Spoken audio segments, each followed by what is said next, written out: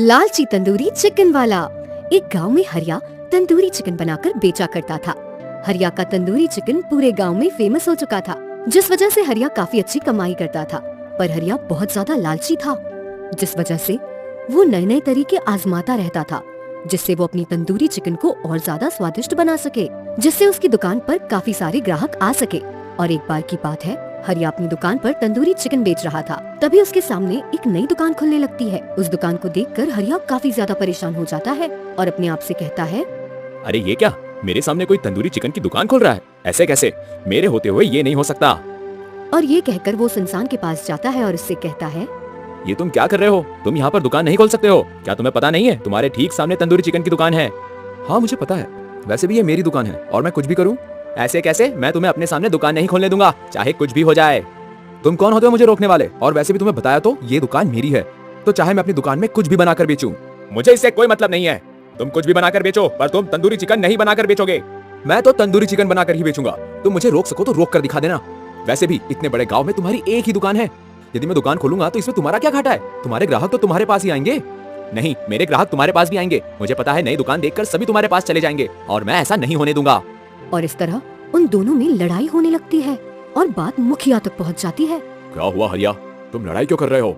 मुखिया जी, आपको तो पता है कि मेरी दुकान काफी पुरानी हो चुकी है, तो ये मेरी दुकान के सामने तंदूरी चिकन की दुकान कैसे खोल सकता है? इससे तो मेरी दुकान पर असर पड़ेगा। अरे हरिया, कुछ भी नहीं होगा, और वैसे भी तुम्हारी अकेली ही दुकान है। अगर वो भी दुकान खोल लेगा तो उसकी भी कमाई हो जाएगी। और वो तो सामान के ऊपर होता है कि किसका सामान कितना अच्छा है। अगर तुम्हारा तंदूरी चिकन अच्छा होगा तो तुम अच्छा कमाओगे, और यदि इसका अच्छा होगा तो ये कमाएगा। ये सुनकर हरिया चुप रह जाता है और इसके बाद वो वहाँ से चला जाता है और वो आदमी अपनी दुकान खोल लेता है। उस आदमी का नाम सुरेश था। वहीं हरिया काफी ज्यादा परेशान होता है। वो अपनी दुकान पर आकर अपने आप से कहता है, मैं इसकी दुकान किसी भी कीमत पे नहीं चलने दूंगा, फिर चाहे इसके लिए मुझे कुछ भी करना पड़े। और वो फैसला करता है कि वो अपनी तंदूरी चिकन के दाम गिरा देगा, चाहे इसके लिए उसे थोड़ा घाटा ही उठाना पड़े। और इसके बाद उसने अपनी लालच में तंदूरी चिकन को 50 रुपए में कर दिया, जिससे उसकी दुकान पर बहुत भीड़ हो गई। ये देख हरिया बहुत खुश हुआ। वहीं सुरेश काफी ज्यादा परेशान था कि हरिया ने तो तंदूरी चिकन का दाम आधा कर दिया है। अगर ऐसा ही रहा तो उसकी दुकान पर कोई भी नहीं आएगा। तो उसने भी तंदूरी चिकन का दाम आधा कर दिया, जिससे उसकी दुकान पर सभी जाने लगे। ये देख हरिया काफी गुस्सा हुआ और उसने अपने आप से कहा, मुझे कोई दूसरा तरीका अपनाना पड़ेगा। मैं अपने सामने किसी को नहीं टिकने दूंगा। और ये कहकर वो तंदूरी चिकन में मिलावट करना शुरू कर देता है, क्योंकि इससे उसे सस्ते में चिकन मिल रहा था। वहीं सुरेश पूरी ईमानदारी से काम कर रहा था और अब हरिया ने तंदूरी चिकन 25 रुपए कर दिया, जिसके बाद सभी उसकी दुकान पर जाने लगे। अरे वाह हरिया भाई, तुमने तो 25 रुपए के तंदूरी चिकन देकर हम गरीबों का मान बढ़ा दिया। अरे हाँ हाँ भाई, 25 रुपए क्या, तुम लोगों के लिए मैं 10 रुपए भी कर दूंगा। बस तुम लोग मेरी दुकान पर आओ। अरे क्यों नहीं, हम तो बस तुम्हारी दुकान पर ही आएंगे। वैसे भी तुम्हारी दुकान के अलावा यहाँ पर और कौन अच्छा तंदूरी चिकन बना लेता है? और तुम वैसे भी बहुत पुराने हो। हाँ, पर कुछ लोग हैं जो सामने बराबरी करने आ गए हैं। अरे तुम वहाँ पर ध्यान ही मत दो और अपने काम से काम रखो। इसके बाद वो आदमी वहाँ से चला गया।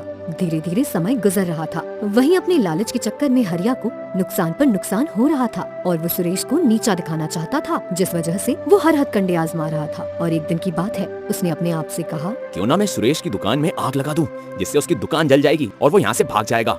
नहीं नहीं, मुझे ऐसा नहीं करना चाहिए। और ये कहकर वो अपने काम में लग जाता है और अगली सुबह ही सुरेश तेज तेज चिल्लाने लगता है, अरे मेरी दुकान में किसी ने आग लगा दी, मेरी पूरी दुकान जल गई, अब मैं क्या करूँ? जिससे पूरा गांव वहाँ पर इकट्ठा हो जाता है और सभी लोग सुरेश की जली हुई दुकान को देखने लगते हैं। जरूर ये सब उस हरिया ने किया होगा। मुझे पता है वही मुझसे चलता था। भला मैं ऐसा क्यों करूंगा? मुझे तुझसे क्या जलन थी? हाँ, तूने भले ही मेरे सामने दुकान खोली तो इसका मतलब ये नहीं है कि मैं तेरी दुकान जला दूंगा। हाँ भाई, हरिया एकदम ठीक कह रहा है। हरिया ऐसा कभी नहीं कर सकता है। जरूर तुम्हारी दुकान किसी और ने जलाई है, या फिर तुम्हारी दुकान लाइट की शॉर्ट सर्किट की वजह से भी जल सकती है। पता नहीं, पर मैं तो बर्बाद हो गया, लुट गया। अब मैं क्या करूं? मैंने अपना सारा पैसा जैसे तैसे इस दुकान में लगाया था। अब मैं क्या करूंगा?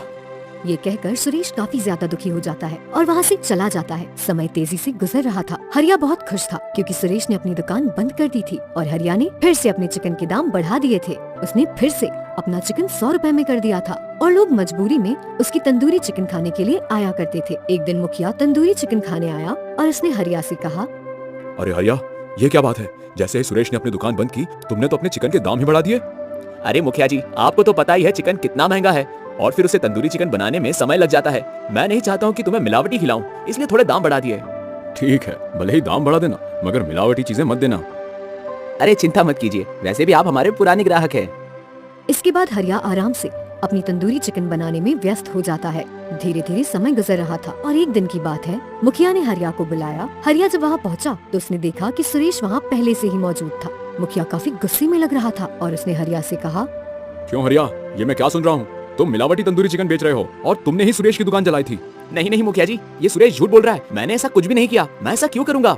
अच्छा मुखिया जी, तो इससे ये पूछिए कि इसे ये बात कैसे पता कि मैंने आपको ये बात बताई?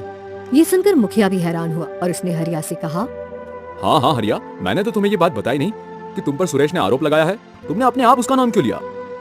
ये सुनकर हरिया घबरा जाता है क्योंकि मुखिया की बात एकदम सही थी। वो घबराहट में ये चीज भूल गया और उसने कहा, जब ये यहाँ खड़ा है तो इसी ने आपसे कहा होगा, और कौन कहेगा? नहीं, मुझसे ये बात सुरेश ने नहीं बल्कि किशोर ने करी थी, क्योंकि उसका कहना है कि तुमने सुरेश की दुकान उसके जरिए जलवाई थी और इसके लिए तुमने उससे रुपए भी दिए थे। ये सुनकर हरिया काफी ज्यादा घबरा जाता है। उसे नहीं पता था कि उसकी सच्चाई इस तरह से सामने आएगी और किशोर सबके सामने आता है और वो कबूलता है कि ऐसा करने के लिए हरिया ने ही कहा था। वो ऊपर से ही अच्छा है पर अंदर से बहुत ही लालची है। ये सुनकर सुरेश ने मुखिया जी से कहा, मैंने तो आपसे पहले ही कहा था कि मेरी दुकान जलाने में हरिया का हाथ है, पर आपने माना ही नहीं। तुमने इसकी दुकान क्यों जलाई? और तुम मिलावटी तंदूरी चिकन खिला रहे थे। मैंने तुमसे उस दिन भी कहा था, पर तुमने उस दिन मुझे मीठी मीठी बातें बोलकर फंसा लिया था। मुझे माफ कर दीजिए मुखिया जी, मैं लालच में आ गया था।